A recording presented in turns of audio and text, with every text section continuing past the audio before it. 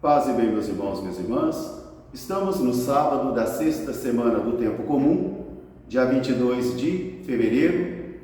Hoje nós celebramos a festa da Cátedra de São Pedro. Esta festa acontece desde o século IV em Roma e ela existe para testemunhar a unidade de fé da Igreja com o sucessor de Pedro. O nosso evangelho de hoje é retirado do livro de Mateus, capítulo 16, versículos de 13 a 19. Naquele tempo, Jesus estava caminhando para Cesareia de Filipe com seus discípulos e perguntou-lhes: quem dizem os homens ser o Filho do Homem? Eles responderam: alguns dizem que és Jeremias, outros que tu és Elias ou algum outro profeta que ressuscitou. Então Jesus perguntou: e vós, quem dizeis que eu sou? Simão Pedro tomou a palavra e respondeu: tu és o Cristo, o Santo de Deus. Então Jesus respondeu: feliz és tu, Simão, filho de Jonas, porque não foi o sangue que te ensinou estas coisas, mas sim o meu Pai que está nos céus.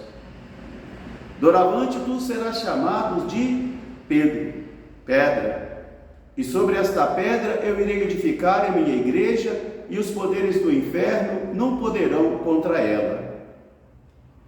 Eu te darei as chaves do céu, e tudo o que tu ligares na terra será ligado no céu, e tudo o que tu desligares na terra também será desligado nos céus. Palavra da salvação.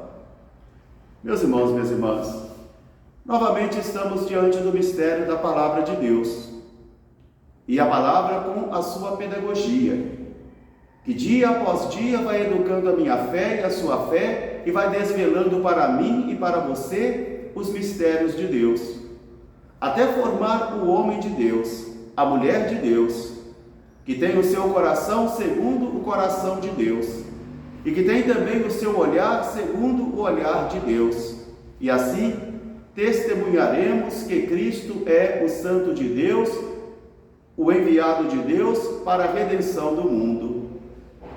Na primeira leitura de hoje, desta festa da Cátedra de São Pedro, nós temos o apóstolo Pedro, na primeira carta de São Pedro, exortando aos presbíteros como ele.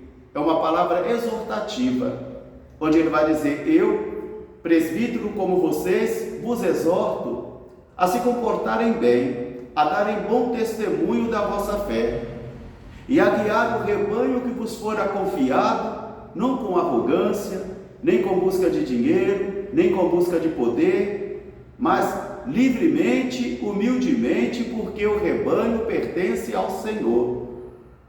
E deveis viver como peregrinos e forasteiros neste mundo. E por que isso? Para não ficar mergulhado na lógica do mundo, na ideologia do mundo, onde passa a ver o rebanho somente como cliente, somente como cooperadores, somente como empregados e não como irmãos na fé. Quer dizer, os presbíteros são convidados a fugirem desta mentalidade, para que eles não venham se colocar acima do rebanho, porque o presbítero está a serviço do rebanho, como pastor, o pastor de um rebanho que não pertence a ele, mas pertence a Cristo. Por isso, diz o apóstolo Pedro: eu, um presbítero como vós, vos exorto a pastorear o povo de Deus, não com ganância, não com busca de poder, não com rigor, mas com liberdade, com humildade, com prudência, como um pastor que cuida e zela do rebanho do seu Senhor, para que quando ele vier, o divino pastor, ele vos recompense e vos encontre se comportando bem.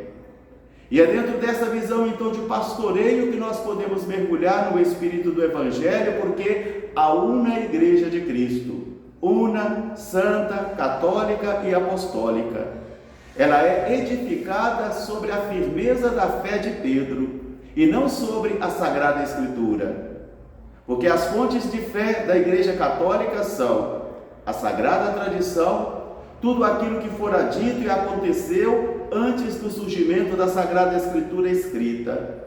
A Sagrada Escritura e o magistério da Igreja. Magistério da Igreja compreendido como a comunhão do Papa juntamente com seus bispos. Aqui está não uma democracia, não um parlamentarismo, mas uma assembleia de comunhão, um colégio apostólico, onde a Igreja é fundada então sobre a firmeza da fé de Pedro.